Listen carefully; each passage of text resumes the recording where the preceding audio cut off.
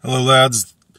The longer that I'm alive, the more convinced I become that demoralization is something to be actively avoided. That demoralization is, in fact, something that they want you to be afflicted with. There is an active demoralization campaign. They want you, whoever you are, out there, whoever happens to be watching this, they want you, and they want me too. They want all of us who are a part, who would be watching this video, all us regular people. They want us to be demoralized, and you know, I've come to be so harsh on the so-called black pill message, because it seems to me that what black pill people do, more or less, is they spread demoralization for free. You know, I don't think they're agents of these powerful groups that want you to be demoralized. I think most of them are just people who, for good reason, you know, probably in many of their cases, they've had a lot of crap experiences and they don't see a lot of reason for hope. And I don't, you know, I don't begrudge them the way they feel at all. I can relate, you know. I'm very, very, very far from being an optimist, temperamentally speaking. But I do think one must avoid demoralization. For one reason, for one thing, it's bad. It's bad for you. For another thing, it's what they want. You're falling right into their trap if you agree to be demoralized. And the thing about it is, so many people who spread demoralization are very smug about it. It's like they think, well, I'm not one of those dumb optimists. I'm you know, I see things for the way they really are, and I'm not going to be, you know, I'm not just going to be telling you what you want to hear, and you know, and that's the attitude. And of course, there's some truth to that, in that you don't want to just tell everybody, oh, everything's going to be fine, or everything is fine. And you know, that's the other side of the coin. I don't know if the Q phenomenon still exists. But while Trump was president for the first time, who knows about the future, but all the time during his presidency, there was this opposite campaign, this campaign of, you know, look, it's everything's going to be taken care of right now. The good guys are in control. You know, you're going to see the bad people, the predators from on high, you know, who do unimaginable acts of evil. They're going to be taken down. You're going to see them, you know, perp walked into, you know, on live TV. You're going to see them humiliated. You're going to see them brought before military tribunals, and hanged for their heinous crimes against humanity. You know, so the patriots are in control. Sit back, enjoy the show. Nothing can stop what's coming. All that sort of thing. Well, after, and there were people right up to the last hour who thought, you know, the debacle of FRAUD, that was the ELECTION of 2020, who thought, well, it's all going to get reversed, and you know, he'll still be in control, and so, and you know, this campaign will continue. There were people who even thought during the scamdemic, who thought, oh, well, that's just, the scamdemic is all just a smokescreen. This is something they're putting out there so that they can, do their righteous deeds in secret. There were people who were actually saying these kinds of things. I remember hearing it. And so what's the result when that doesn't happen? When you think, just sort of like the people who say, the rapture is going to happen at such and such a date, and you sell everything you have, and you just get ready to be taken up into heaven, and that date comes and passes, and nothing happens. You're as unraptured as ever, and now you're broke. What happens then? Demoralization, right? Right? Is that a coincidence? I think not. Okay. So,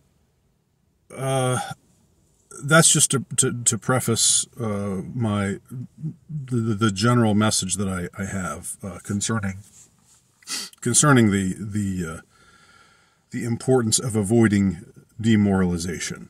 And it's not easy to do because things aren't great right now. We see evil winning in a lot of ways. We see the world that we were used to, the securities and liberties that we were used to, crumbling by the wayside. We see things going to pieces around us, and it's definitely not easy not to be demoralized. Or definitely, I don't know if I said that unnecessarily complicatedly. It's definitely easy to be demoralized. Let's just put it that way. So,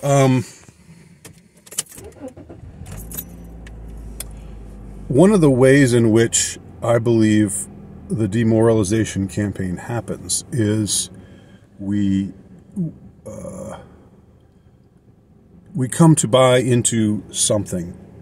We believe in this for, even if it's like just entertainment, because pop culture entertainment, the arts are important, and when you like something, let's say a movie, when you really are into a movie or a movie series, or something along those lines, even if it's just for the purpose of escapism, escapism is important. It's important to escape. I think that art does us a great service. Artists do us a great service in assisting in our ability to escape the dreariness that we feel, and to show us a place that is new and that is imaginative and that is really immersive. And of course, cinema does that very well. Cinema does the immersion thing very well, and video games do that as well. I've never been a gamer, so that's sort of a genre that I'm not as familiar with and can't really comment as much on. But from what I can gather, that's part of the reason why people get so involved in video games, because it's like escaping the world that they're in and going somewhere that is much more exciting and much more fun and much better. And I think that's not, I don't look at that and say, oh, that's just bred in circuses, or that's just, that they're just trying to distract you from solving the problems of the world or anything like that. I think they're that enabling one's mind and to escape from that which weighs it down is a really, really important thing and a really good thing, and it's something that in moderation, it's something that we all need, and something that that serves a really important purpose for us. And I remember growing up at a time when entertainment was basically just entertainment. It was like, okay, you get away. Yeah, Hollywood still was evil. Don't get me wrong. The entertainment industry is and has always been an extremely evil entity or conglomeration of entities.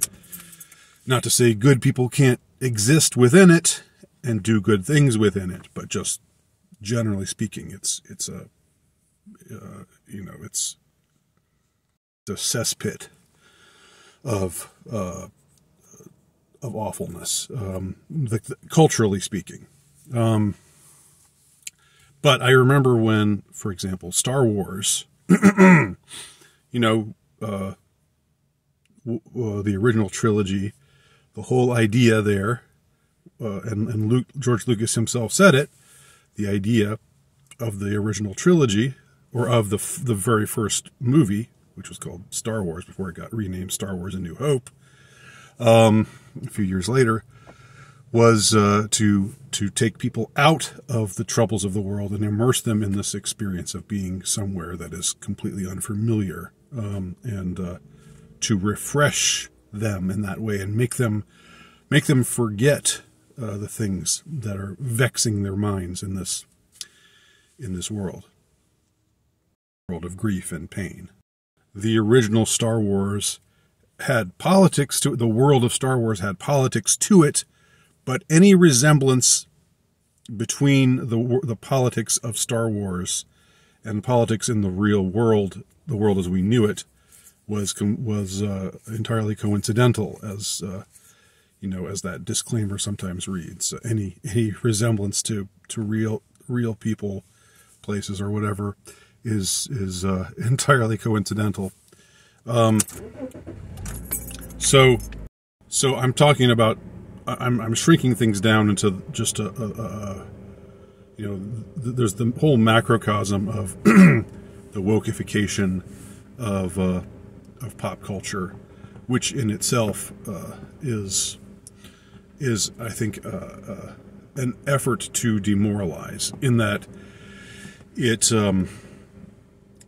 winds up preaching to the audience that it's bad faith. The audience comes expecting to be entertained and to be transported out of this dreary world, and instead they're preached at, and they're told what to think and how to feel, and to inherently associate certain races and genders with goodness, and others with badness, and so forth and so on. People oppose this so fiercely just because it's a kind of betrayal. It's not that they, really, it's not like they care about, all of my heroes have to look like me, or, before the woke era started, the last 7 or 8 years, really, is when it really started getting ramped up. But before that, if you had like a strong female character in a movie, people didn't think, this is taking me out of the world that I'm, being immersed in, and preaching at me about with this feminist message or whatever. People loved Sigourney Weaver's character in the Alien movies, and they liked Sarah Connor in the Terminator movies, but they didn't think to themselves, it's about time we had a strong female character. There's too many men out there. it didn't it didn't hit them on that level. Now they're intentionally hitting people on that level, and it's in a very obvious way. And this is demoralizing. And most recently, again, just to, I mean, I beg the indulgence of anyone, if this is not your cup of tea, if this is not your thing, if you don't watch these movies, or if you're not interested in this kind of stuff. I'm talking about these things, as a microcosm of something larger, of a larger phenomenon. So bear with me while I talk about it, if you would, if you don't mind. There was a show, or there is a show now. It's still on, on the Disney app, and Disney. I mean, they're among the worst offenders. they're like the leaders of this whole wokeification effort lately. Historically speaking, it really was not a part of Disney, although there's plenty that's unsavory about Disney, since its inception. I mean, I will admit that. But but since Disney acquired Star Wars, people largely were dismayed at the direction that they went with it, with some exceptions. There was a good movie here or there. There was a show here or there. For me, as an OG Star Wars fan, I liked the show Andor. I thought it was good. I thought it was mostly. It mostly did not contain the kind of demoralizing wokeification agenda that we see like in the sequel trilogy and elsewhere. But people liked the show The Mandalorian because they thought, this is back to classic Star Wars. And now season 3 of The Mandalorian, things are going way downhill, and the most egregious thing that happened in a recent episode, it was not the fact that the episode had a couple of ridiculous cameos, but the fact that at the end of this episode, we find out that the guy that we thought was the hero of the show,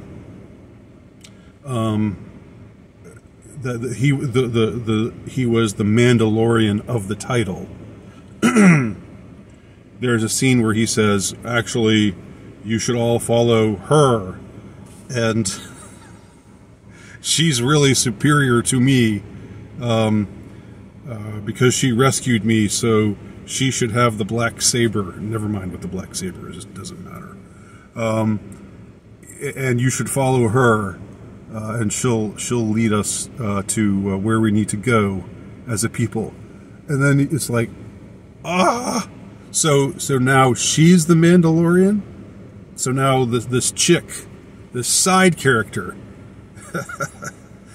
is now the Mandalorian of the title, and the guy we've been following, the stoic masculine male character who people liked because he had those qualities of the traditionalist hero. Now he's getting shunted to the side, and it's all about this following this chick, right? She's the one to follow. She's the true Mandalorian of the title. She's a strong and powerful Mandalorian. I mean, I didn't watch the show that religiously, but after that episode, I'm done. Why? It's not because I'm against there being strong female characters. It's just this has, you know, the presentation of a character purposely emasculating himself, you know, basically cutting him off in front of all of our faces and saying, and giving them to this character who had up to this point been a side character, you know, somebody who was far from being the central character, but who was also of the same race of people, the Mandolorian people, and now he's giving her the black saber, which is representationally his nuts. You know, I mean, that's just, it's so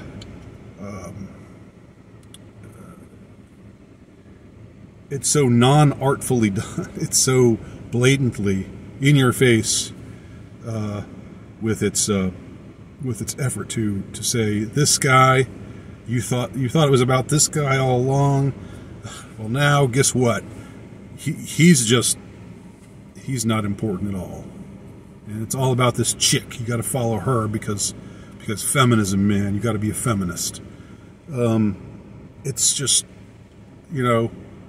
I mean, what can I say about it? I think the problem is if you make it too big a deal about it, if you talk about it too much, then you're blowing it up, you know, and you're adding to the effect of the demoralization that it represents. And so the important thing is just to recognize it for what it is, and you know, and to refuse to be taken in by it, which is what I plan to do. I plan to stop watching, because for me, that was just you know, kind of an in-your-face kind of you know, screw you to me. That was how I took it, and I think it's again the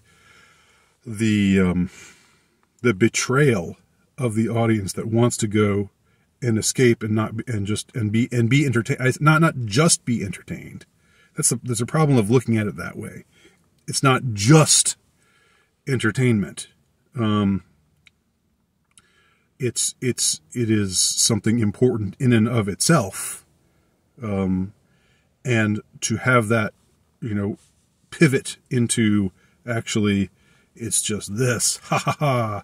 You know, you thought it was different, but it's just the same as all these other things that are growing up, sprouting up everywhere, you know, and choking out any hope that you might have in your heart. You know, you got to just walk away from it. You got to just say, I'm not going to let this ruin my day, but I'm also going to recognize it for what it is. And be on my merry way. So those are my thoughts. Got a little long-winded there, but I hope what I had to say still resonated with you in some way or other. If anybody has anything to add or wants to comment on what I've said, please leave your thoughts below. Thank you very much for watching.